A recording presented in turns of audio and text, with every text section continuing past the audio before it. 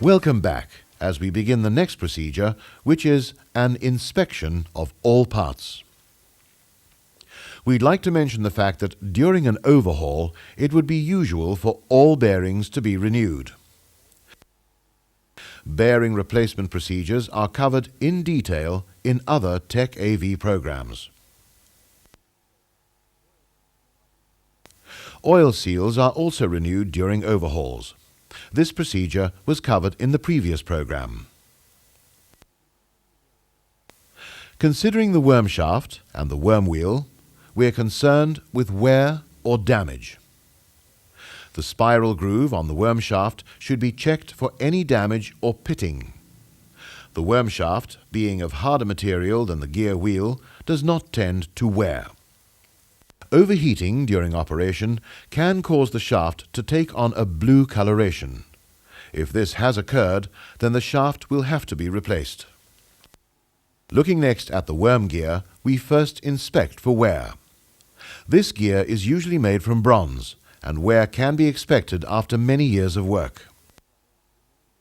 In this worn example, we can see typically how the teeth tend to wear on the side carrying the load.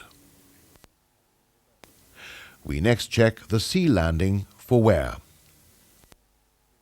A groove worn into the shaft, as in this example, will mean that the shaft will require machining and a sleeve fitted over the worn section. Any key slots should be inspected for damage or wear. Finally, a check is made to ensure that the gear wheel is not loose upon the carrier shaft.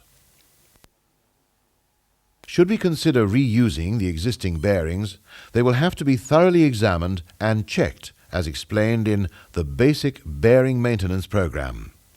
It may even be necessary to call in your bearing supplier's consultant for an on-site inspection. Turning our attention to the retainers and oil catchers, we should check all the machine surfaces for any nicks, high spots, or any other irregularities that could affect the alignment and seating of the carrier bearings. Surface irregularities should be dressed down using appropriate methods. Likewise, all the machine surfaces of the case halves should be free of old gasket pieces or sealer and then inspected for any irregularities. It must be noted that bearing retainer surfaces should not be dressed down, as this will affect the bearing fit clearances. A visual inspection is now made of the whole casing. Here we're looking for damage such as cracks, especially at the mounting position.